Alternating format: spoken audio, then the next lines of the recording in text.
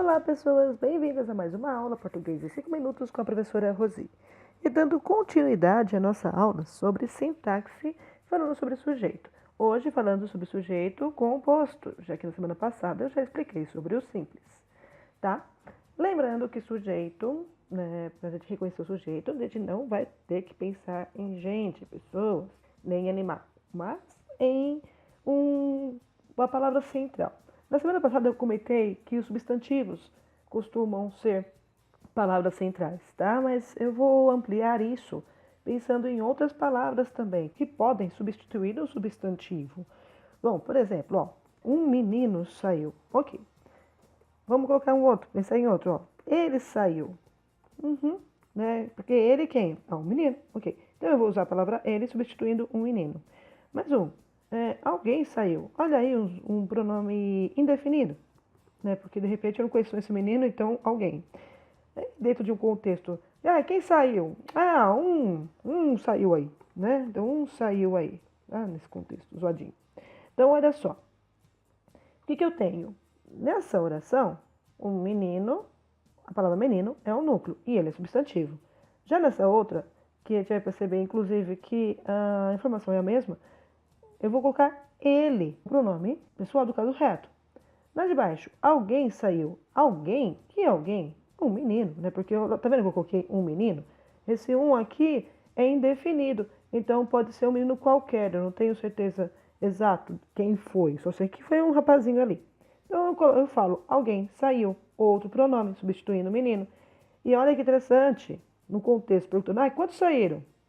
Um saiu aí, tá? Esse um pode ser pensando nesse menino? Pode, tá? Esse um nasceria como um numeral, numa pergunta como essa, quantos saíram? Aí eu respondo, um saiu aí. Só que o que acontece? Esse um de numeral, que seria o primitivo dele, passa a ser o núcleo da oração, tá? Porque ele vai substituir a ideia desse menino.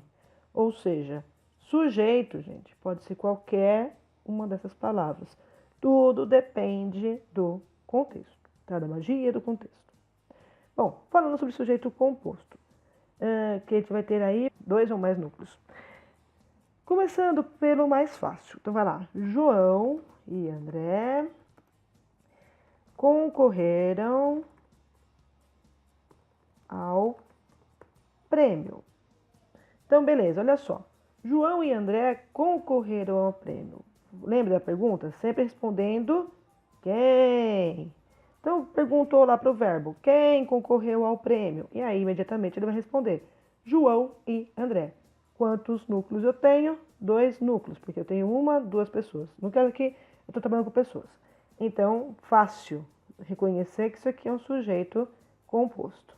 Né? Oração fácil. Vamos começar a complicar a vida? Pegar aí substantivos compostos, que faz vocês enlouquecerem? Então, vamos pensar. A complexidade do problema e seu desdobramento complicaram a vida financeira da empresa. Olha essa oração, tá? Então, vamos ver aí o que aconteceu aqui. Olha só a informação da gente. A empresa está com a sua vida financeira complicada, tá? E por que isso se deu? Porque nós tivemos um problema. Só que não foi só o problema, foi a complexidade, a dificuldade dele e o desdobramento dessa dificuldade. Então aqui eu tive 2 somatórias de uma mesma questão. Só que neste caso eu não estou trabalhando o problema, e sim eu estou falando, eu estou apontando a sua dificuldade e o seu desdobramento. Então, essas palavras aqui são os meus pontos principais de informação, não é simplesmente problema. Mas isso não é o problema? Não simplifique as coisas. Pensando no mundo empresarial, isso daqui é um dos problemas, porque esse acabou trazendo mais 2 coisas. Entenderam? Então, o que acontece? São palavras abstratas, né? No caso aqui, complexidade e desdobramento, e as duas formam o núcleo desse sujeito. Porque na hora de pegar o verbo, ó, a oração é grande, mas é um período simples porque tem um verbo só. Ó, complicaram. Pergunta para o verbo. Quem complicou a vida financeira da empresa? Tá? Quem fez isso? Isso é um problema? Não, porque o que eu falei para vocês? A informação não é que nós estávamos observando a dificuldade e o desdobramento, então são esses dois elementos, são esses dois núcleos. Por isso, isso daqui vai ser classificado como sujeito composto. Entenderam? Porque aí eu realmente tenho duas situações principais para serem observadas. Esses dois elementos fazem com que o verbo fique no plural. Entenderam, pessoas? Então, isso também é um sujeito composto. Tá? E lembrando que eu mostrei na última aula, olha lá, a complexidade e seu desdobramento. Eu posso tirar a palavra problema daqui, entendeu?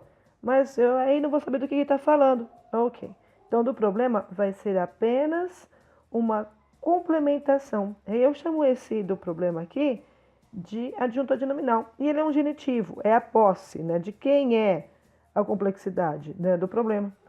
Mas ele não é a informação principal nesse caso, conforme eu expliquei para vocês. Entenderam? Então, nesse caso aqui, o do problema é simplesmente um termo que vai acompanhar, é um termo que vai apenas acompanhar a palavra complexidade, tá? E vai melhorar a nossa informação, mas ele não vai ser núcleo, tá? Ele não pertence aos núcleos. Gente, núcleo de sujeito nunca é acompanhado de preposição. Ó, esse do aqui, ó, é a preposição de mais o artigo o. Aqui eu tenho a integração dos dois, né? Então, ó, de é uma preposição. E nunca um núcleo é acompanhado pela preposição dessa forma. Outro modo de dizer que isso aqui não pode ser núcleo de oração. Somente aqueles que são acompanhados por artigos ou pronomes. Tudo bem? Entenderam isso? Espero que sim. Antes disso, rapidinho. Outra coisa que é importante vocês saberem. Eu preciso ter duas palavras para ser sujeito composto. No caso aqui, ó. Eles não fizeram a lição, tá? O que acontece nessa oração? Aqui eu vou ter o verbo e vou perguntar para o verbo. Quem não fez a lição? Aí você me responde. Eles. Aí você pensa, mas eles é um monte de gente, né? Eles é uma galera, então vai ser sujeito composto. Não. Por quê? Porque eu vou ter que contar o número de palavras, o número de núcleos. Então, embora esteja no plural, eles é uma palavra só, tá vendo? Ou seja, só tenho um núcleo. Logo, nesta oração, eu também tenho um sujeito simples, não composto. Embora a minha ideia esteja pluralizada. Entenderam? Bom, espero que sim.